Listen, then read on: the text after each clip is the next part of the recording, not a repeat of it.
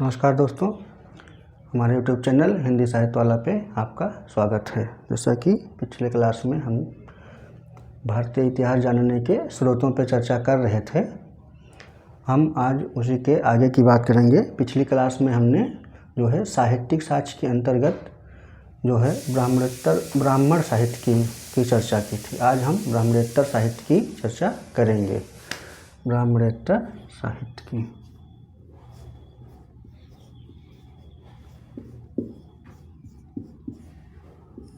ब्राह्मणेतर साहित्य की चर्चा करेंगे। इसमें क्या क्या आता है? बौद्ध ग्रंथ और जैन ग्रंथ। अब बौद्ध ग्रंथ और जैन ग्रंथों की हम बारी बारी से चर्चा करेंगे।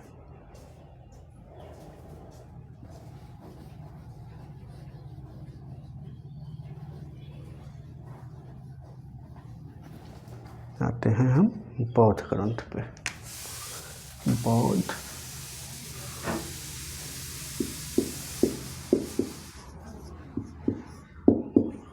बौद्ध ग्रंथ तो प्रारंभिक बौद्ध ग्रंथ जो हैं वो मध्य गंगा नदी घाटी में, इसके अंतर्गत बिहार और पूर्वी उत्तर प्रदेश आता है, तो मध्य गंगा नदी घाटी में ही प्रारंभिक बौद्ध ग्रंथ लिखे गए। प्राचीन बौद्ध ग्रंथ पाली भाषा में हैं, जिनमें सबसे प्रमुख त्रिपिटक हैं। त्रिपिटक शब्द का प्रयोग जो है रिच डेविस एवं बुलर ने बुद्धिस्ट इंडिया में किया है। तो बौद्ध ग्रंथ जो है, प्राचीन बौद्ध ग्रंथ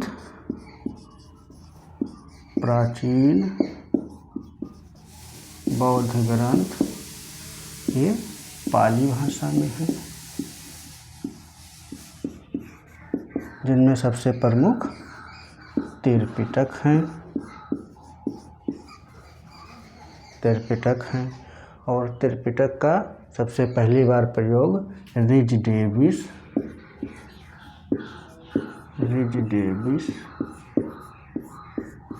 एवं बुलर ने कहाँ किया था? बुद्धिस्ट इंडिया में।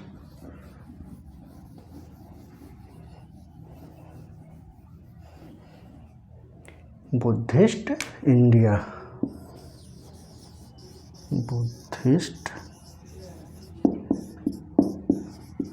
इंडिया में ये जो है, महात्मा बुद्ध की मृत्यु के बाद उनकी शिक्षाओं को 3 भागों में बांटा गया, जिनको त्रिपिटक कहा गया। त्रिपिटक 3 हैं।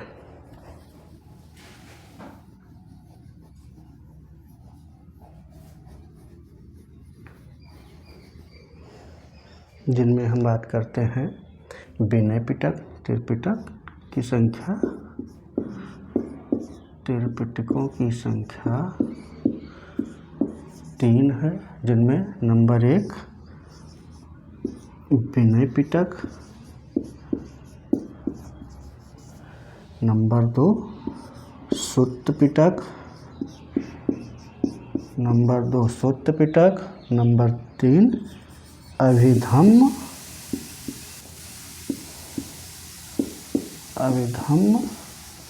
पिटक। तो विनय पिटक में क्या वर्णन मिलता है? विनय पिटक में जो है संघ संबंधी नियम है, जो संघ संबंधी नियम जो है विनय पिटक में मिलता है। और विनय पिटक में ही बताया गया है कि जो है महात्मा बुद्ध और महावीर समकालीन थे। विनय पिटक में ही बताया गया है महात्मा बुद्ध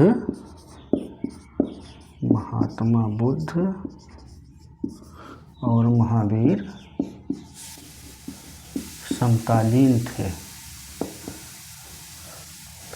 अब दूसरी बात करते हैं हम लोग सुत्त पिटक की।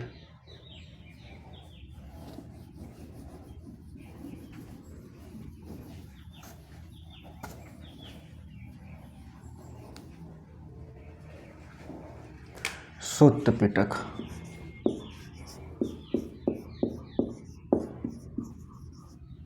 तो ये तीनों पिटकों में सबसे बड़ा और सर्वश्रेष्ठ पिटक है, सबसे बड़ा और सर्वश्रेष्ठ पिटक है। इसे बौद्ध धर्म का शब्दकोश भी कहा जाता है, बौद्ध धर्म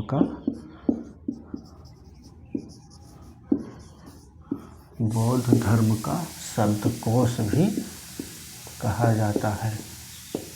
सुत्त पिटक में महात्मा बुद्ध के उपदेशों का संग्रह है, महात्मा बुद्ध के उपदेशों का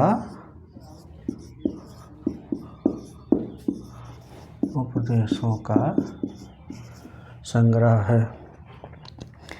सुत्त पिटक के अगर हम भाग की बात करें तो इसमें जो है सुत्त पिटक के अंतर्गत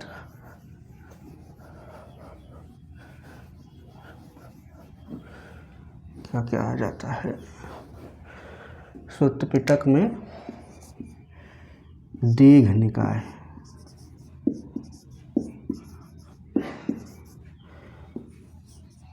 मंझिम निकाय,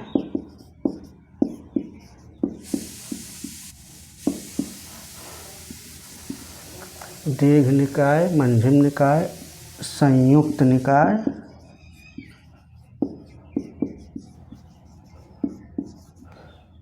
अंगुत्तर निकाय और खुद्दक निकाय।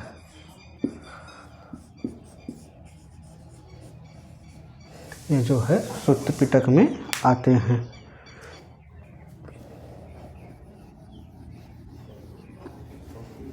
अब हम बात करते हैं अभिधम्म पिटक की।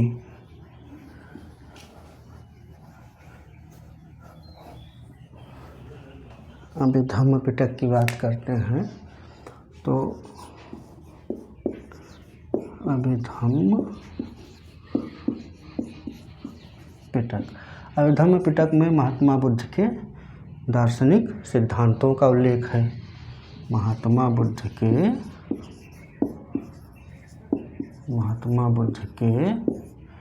दार्शनिक सिद्धांतों का उल्लेख है, दार्शनिक सिद्धांत हैं इसमें। ये पिटक जो है प्रश्नोत्तर रूप में भी है, ये प्रश्नोत्तर रूप में लिखा गया है, नोट करिए। फिर आ जाते हैं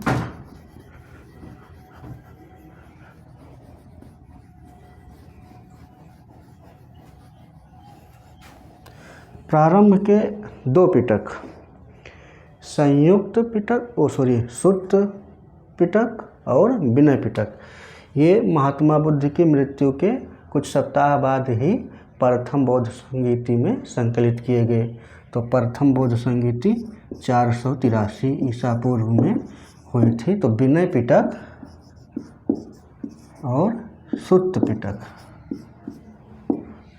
ये जो है प्रथम, इनका संकलन प्रथम बौद्ध संगीति में हुआ। और अभिधम्म पिटक जो है, अभिधम्म पिटक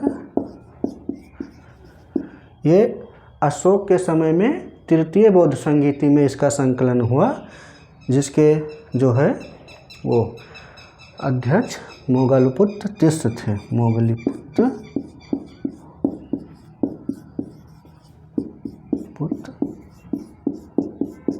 तीर्थ थे। पहली शताब्दी ईसा पूर्व में वत्तगामनी के शासनकाल में श्रीलंका में जो है समस्त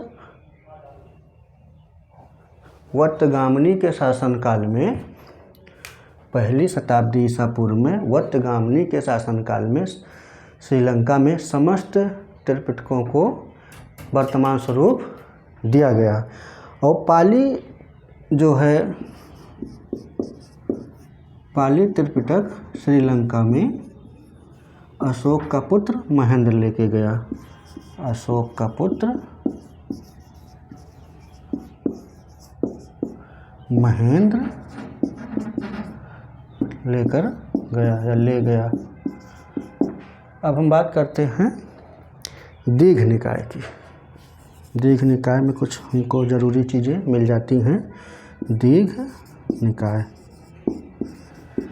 दीघ निकाय में राज्य एवं राजा की उत्पत्ति का सिद्धांत है। राज्य एवं राजा की उत्पत्ति का सिद्धांत है। और सुत्त पिटक में भी कहा गया है कि राजा का चुनाव होता था। सुत्त पिटक में कहा गया है राजा का चुनाव होता था, क्योंकि इसमें राजा को महासम्मत कहा गया है। राजा को महासम्मत कहा गया है। नोट डाउन करिए लोग, या आप लोग स्क्रीनशॉट भी ले सकते हैं।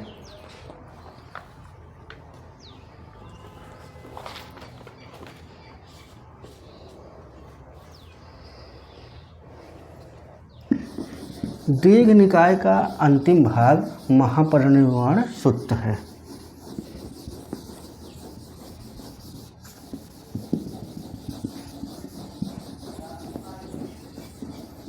दीघ निकाय का अंतिम भाग महापरिनिर्वाण सूक्त है। इसमें जो है बुद्ध के अंतिम उपदेश हैं जो उसने कुशीनगर के सुभद्र को दिया था। इसी में जो है महात्मा बुद्ध आनंद से कहते हैं कि मेरी मृत्यु के पश्चात मेरे अवशेषों पर उसी प्रकार का स्तूप बनाया जाए जिस प्रकार चक्रवर्ती सम्राटों के लिए बनाया गया है, या जिस पर चक्रवर्ती राजाओं जैसे चक्रवर्ती राजाओं के अवशेषों पर बनते हैं। तो दीघ निकाय के अंतिम भाग महापरिनिर्वाण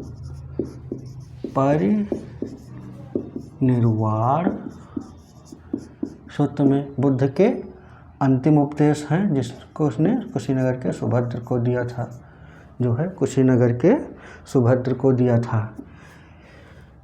और इसी में जो है महापरिनिर्वाण सूत्र में ही वो आनंद से कहते हैं कि मेरी मृत्यु के पश्चात मेरे अवशेषों पे उसी प्रकार का स्तूप बनाया जाए जैसे चक्रवर्ती सम्राटों के अवशेषों पर बनता है। हम लोग मंझिम निकाय की बात करेंगे। मंझिम निकाय में जो है कौशल नरेश प्रसेनजीत कहते हैं कि मैं भी कौशल का और बुद्ध भी कौशल के, मैं भी 80 वर्ष का, बुद्ध भी 80 वर्ष के, इस प्रकार हम दोनों समान आयु के हैं। तो ये बात किस में मिलती है? मंझिम निकाय में। मंझिम निकाय में प्रसेनजीत कहते हैं कि मैं भी कौशल का, बुद्ध भी कौशल के, मैं भी 80 वर्ष का और बुद्ध भी 80, इस प्रकार हम दोनों समान आयु के हुए। मंझिम निकाय में ही बुद्ध और महावीर की भेंट का उल्लेख है।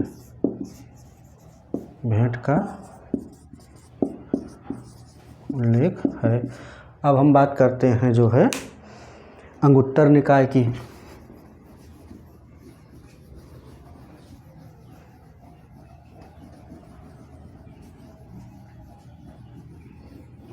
अंगुत्तर निकाय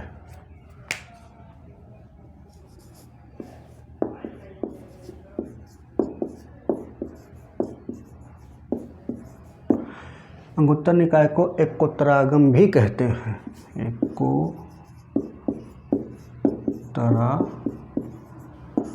भी कहते हैं। 16 महाजनपदों का वर्णन इसमें हुआ है। 16 जनपदों की सूची इसमें मिलती है जो है। अंगुत्तर निकाय में ही कहा गया है कि जब कोई व्यक्ति संघ में प्रवेश कर लेता है तो वह वर्ण विहीन हो जाता है। संघ में प्रवेश करता है, संघ में प्रवेश कर लेता है तो वह वर्ण विहीन हो जाता है। अंगुत्तर निकाय में ही बुद्ध के स्वप्न का उल्लेख हुआ है, जिसमें बुद्ध ने स्वप्न में देखा कि जो है कैसे चारों दिशाओं से 4 वर्णों के पक्षी आकर उनके चरणों में बैठ गए। चारों दिशाओं से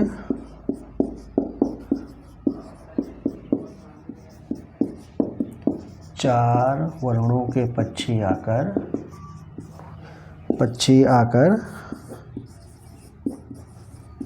चरणों में उनके बैठ गए। तो ये अंगुत्तर निकाय की बात हो गई, आप लोग नोट करिए। नेट स्क्रीनशॉट ले लिया करिए, या जिसको नोट करना है, नहीं नोट करना है तो स्क्रीनशॉट ले लीजिए, या मोटा मोटा आप लोग नोट डाउन करते चलिए। थोड़ा बोर्ड छोटा है, स्पेस भी नहीं था, तो इतने में ही काम चलाना पड़ रहा है। अब हम थेरी गाथा की बात करेंगे।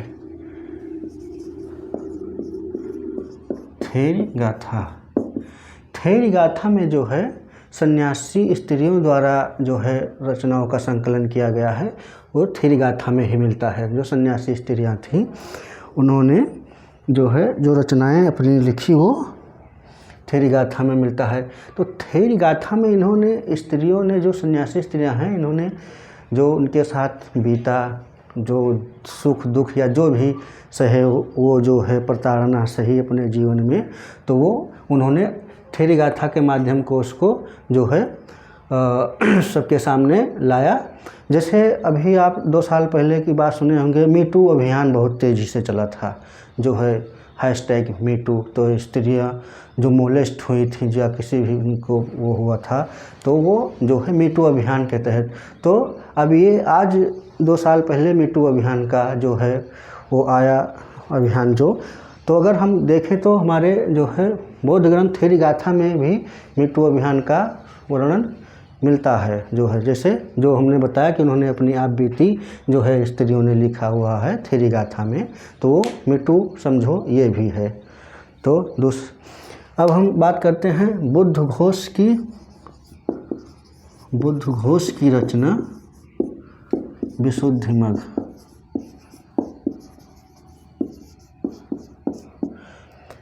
जो है बुद्ध घोष ने जो है बुद्ध के जीवनी निदान कथा पर भाष्य लिखा है। बुद्ध की जीवनी निदान गाथा या निदान कथा पर भाष्य लिखा है।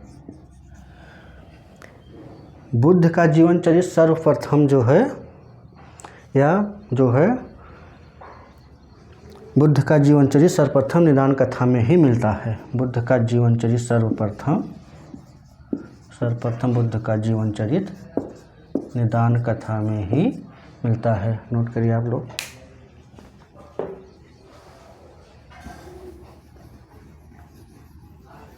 अब हम लोग बात करेंगे जो है मिलिंद पन्हो की।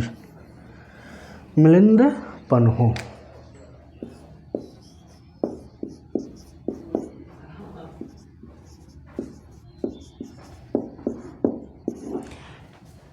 मिलिंद पन्हो जो है ये पाली भाषा में लिखा गया है।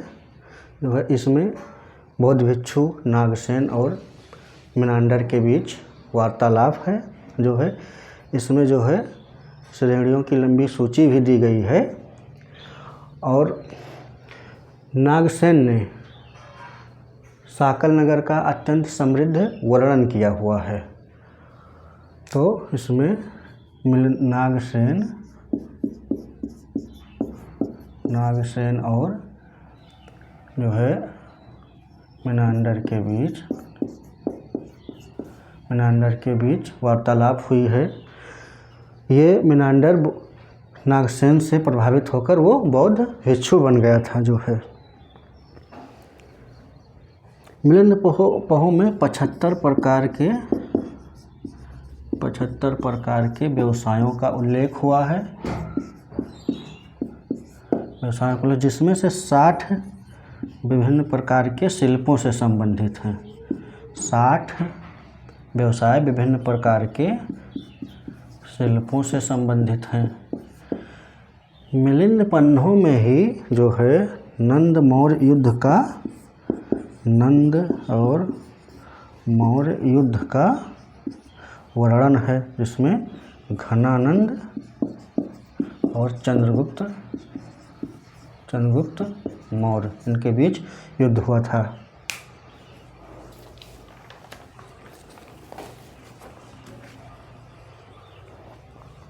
अब आगे बात करते हैं।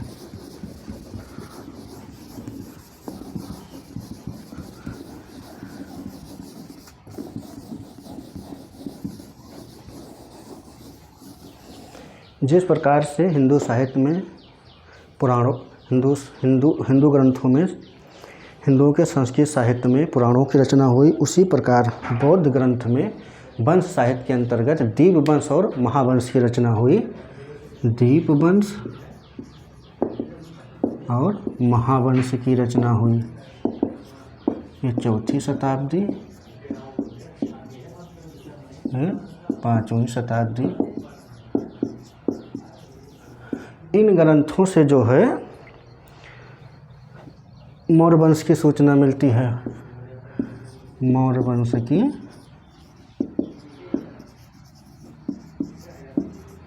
सूचना मिलती है। अब हम बात करते हैं धम्मपद की। धम्मपद को बौद्ध ग्रंथ की गीता कहते हैं। बौद्ध ग्रंथ की गीता कहते हैं। ये एक ऐसा ग्रंथ है जिसमें बौद्ध धर्म के प्राय सभी सिद्धांतों का उल्लेख हुआ है। धम्मपद में ही बौद्ध ग्रंथ के प्रायः सभी सिद्धांतों का उल्लेख हुआ है। और अगर हम अशोक के जो है डॉक्टर भंडारकर महोदय जी कहते हैं कि अशोक का धम्म जो है राहुलोवाद सूत्र में लिखा गया है। हम अशोक के धम्म की बात करें तो डॉक्टर भंडारकर महोदय कहते हैं कि जो है वो राहुलोवाद सूत्र में लिखा गया है। राहुलोवाद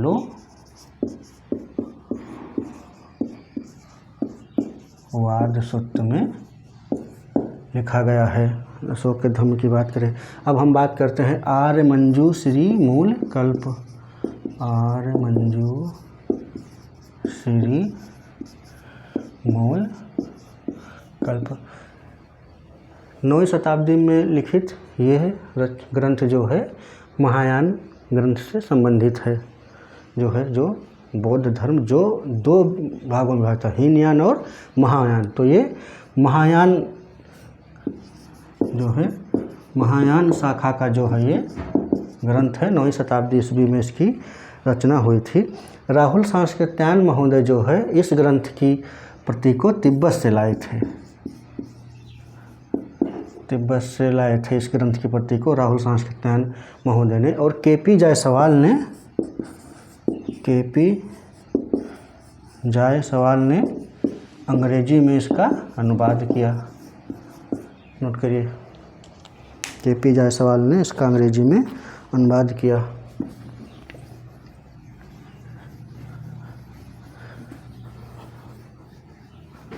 अब हम बात करते हैं अवदान शतक। अवदान शतक की रचना 2वीं शताब्दी ईस्वी में हुई थी। अवदान शतक 2वीं शताब्दी ईस्वी में इसकी रचना हुई थी। दिव्यावदान की बात करें तो दिव्यावदान, इसका लेखक अज्ञात है। यह संस्कृत में लिखी गई है।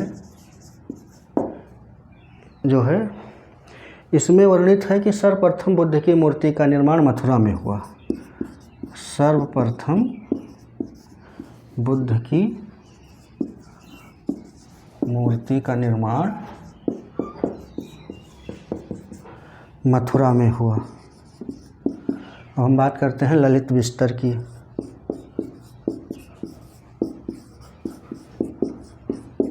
इसके लेखक जो है हरिभद्र हैं और यह मिश्रित संस्कृत प्राकृत में लिखी गई है। इसमें 64 लिपियों का जो है वर्णन किया गया है। और अर्नोल्ड की पुस्तक द लाइट ऑफ एशिया इसी पे आधारित है।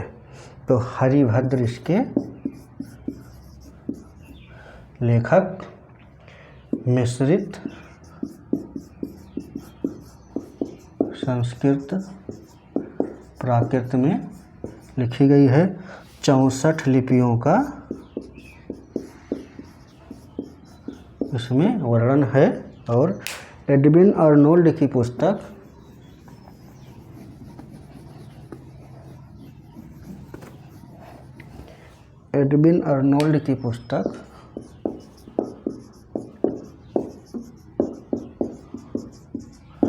The light of Asia Lalit बिस्तर पर ही आधारित है। इसमें ललित बिस्तर में मथुरा नगर की विशेष प्रशंसा की गई है। मथुरा नगर की समृद्धि की विशेष प्रशंसा की गई है जो है। अब हम बात करते हैं जो है नागार्जुन की। नागार्जुन के ग्रंथ से भी हमें बौद्ध धर्म के विषय में सूचना मिलती है।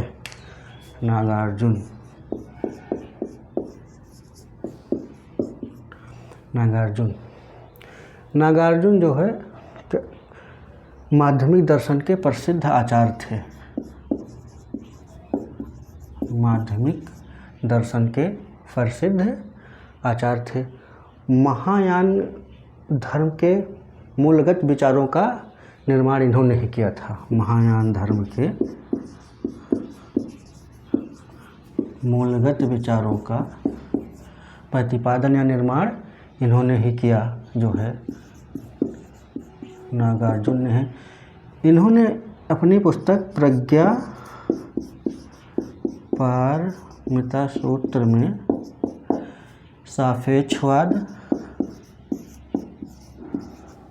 सापेक्षवाद या शून्यवाद का प्रतिपादन किया है। इनको भारत का आइंस्टीन कहा जाता है। इनको भारत का आइंस्टीन कहा जाता है। इनकी तुलना मार्टिन लूथर से की जाती है। इनकी तुलना मार्टिन लूथर से की जाती है।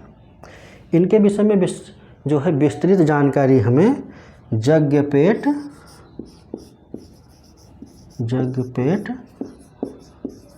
स्तूप से मिलती है। और ह्वेनसांग इनको जो है संसार के 4 सूर्यों में एक बताता है। ह्वेनसांग इनको संसार के 4 सूर्यों में एक बताता है।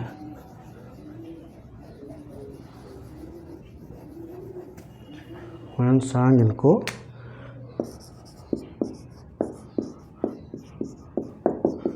संसार के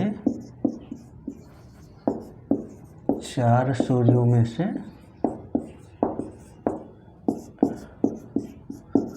एक बताता है। अब हम बात करेंगे, ये होगा बौद्ध ग्रंथों की बात। अब हम बात करेंगे जैन ग्रंथों की।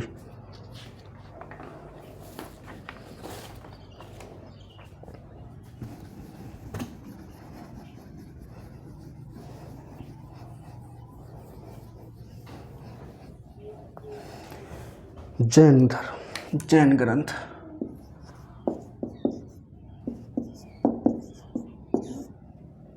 जो है जैन साहित्य को आगम कहा गया है जो है। और जैन ग्रंथों की रचना अर्धमागधी भाषा में हुई है।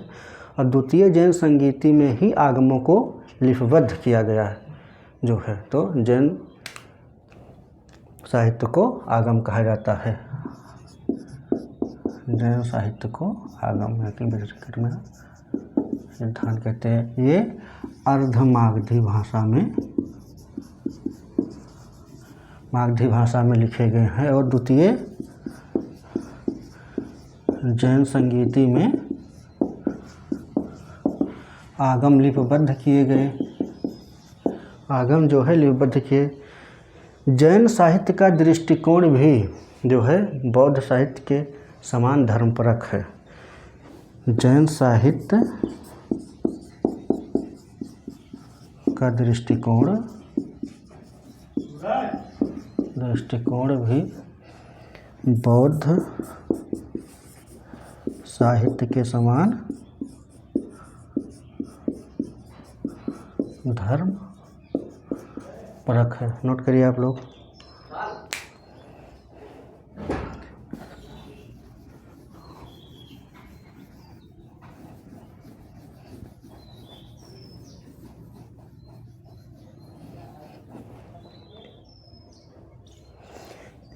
जैनों की प्राचीनतम रचना जो है पूर्वो है, जिनकी संख्या 14 है। द्वितीय बौद्ध कहा जाता है। द्वितीय बौद्ध संगीति में इनको घटाकर 12 कर दिया गया। तो इनकी प्राचीनतम रचना पूर्वो है, जिनकी प्रारंभ में संख्या 14 थी, लेकिन द्वितीय जैन संगीति में इनकी संख्या 12 कर दी गई जो है। और इनकी रचना जो है महावीर स्वामी को माना जाता है कि महावीर स्वामी ने ही पूर्वों की रचना की थी। महावीर स्वामी ने पूर्वों की रचना की थी।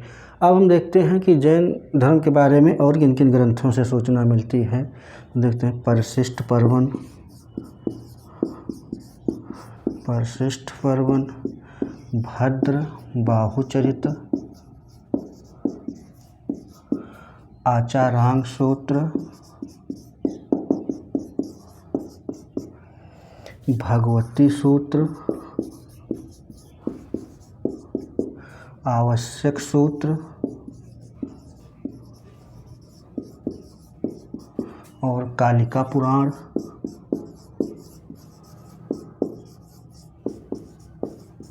आदि ग्रंथों से जो है जैन धर्म के विषय में हमको सूचना मिलती है। इन ग्रंथों से हमें अनेक ऐतिहासिक घटनाओं की सूचना मिलती है, जिनका वर्णन हम आगे करते हैं। देखते हैं।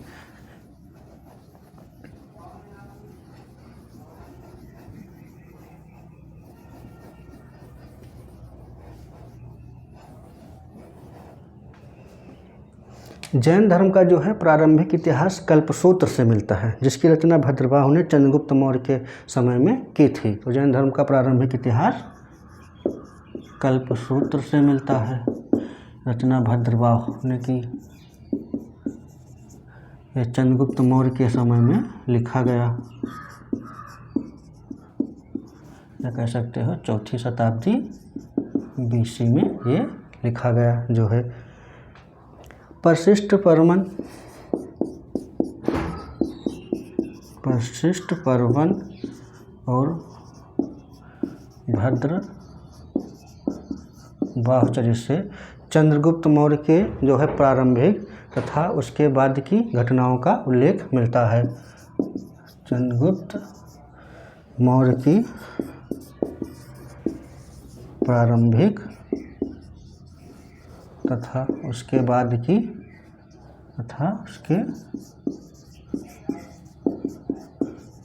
की घटनाओं की सूचना मिलती है।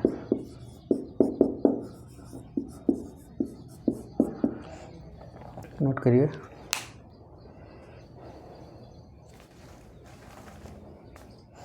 अब हम बात करते हैं भगवती सूत्र की।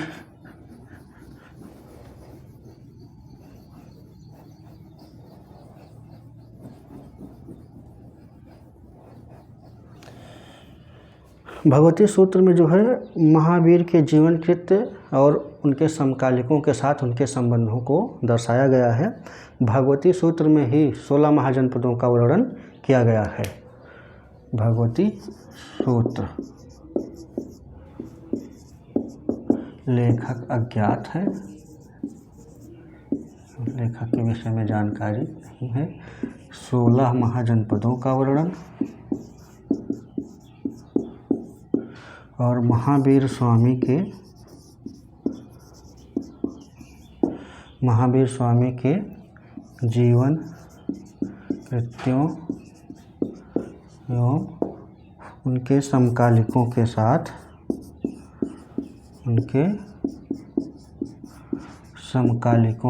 उनके संबंधों का वर्णन किया गया है। अब हम पट्टावलियों की बात करते हैं। पट्टावलियों की तो उसमें वंशावलियाँ दी गई हैं। वंशावलियों की बात की गई है, या हम कह सकते हैं पट्टावलियों में महावीर स्वामी की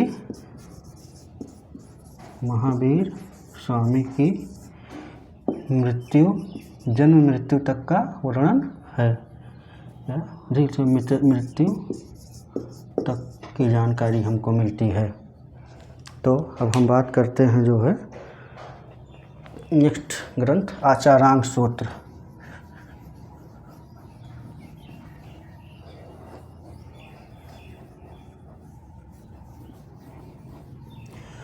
आचारांग सूत्र में जो है भिक्षुओं के आचार नियमों का जो है, जो जैन भिक्षु हैं उनके आचार नियमों के बारे में वर्णन किया गया है। इसमें बताया गया है, इसमें उल्लेख किया गया है कि जैन भिक्षु उन जगहों पे ना जाएं जहां गणतंत्रों का शासन हो। तो आचारांग सूत्र।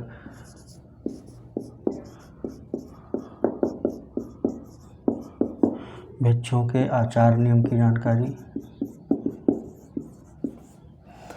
इसमें बताया कि जैन भिक्षु उन जगहों पर ना जाएं जहां गणतंत्रों का शासन हो। पुराणों से भी जैन धर्म के बारे में, जैन धर्म के बारे में कुछ सूचनाएं मिलती हैं। ये जो है प्राकृत, संस्कृत एवं अपभ्रंश 3 भाषाओं में जो है पुराणों की रचना हुई है, जिनमें हरिवंश पुराण,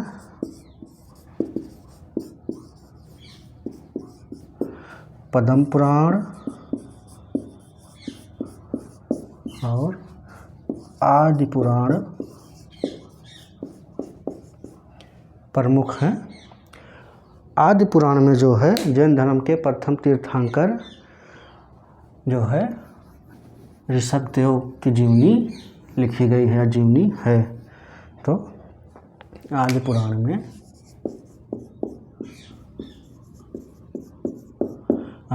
में जैन धर्म के प्रथम तीर्थंकर ऋषभदेव की जीवनी है।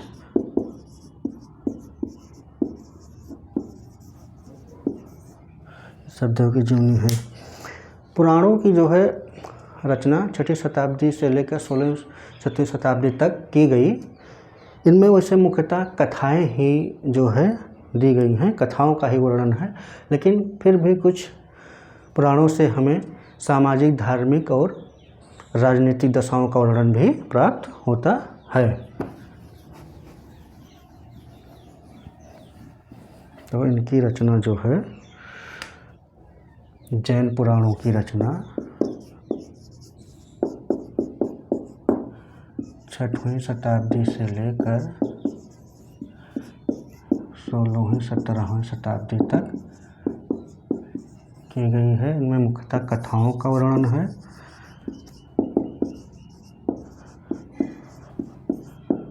कथाओं का वर्णन, फिर भी इनसे सामाजिक,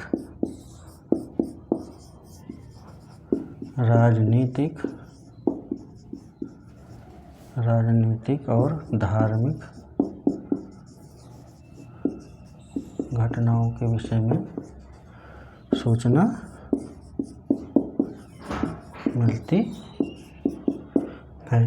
तो ये था जो है ब्राह्मणेतर साहित्य का जो है इतिहास जानने के स्रोत में जो टॉपिक था ब्राह्मणेतर साहित्य, ये था जैन ग्रंथ और बौद्ध ग्रंथ जो थे। तो आज के लिए इतना ही, फिर हम नेक्स्ट मिलते हैं तो बहुत बात करेंगे लौकिक साहित्य की बात करेंगे जो है। धन्यवाद।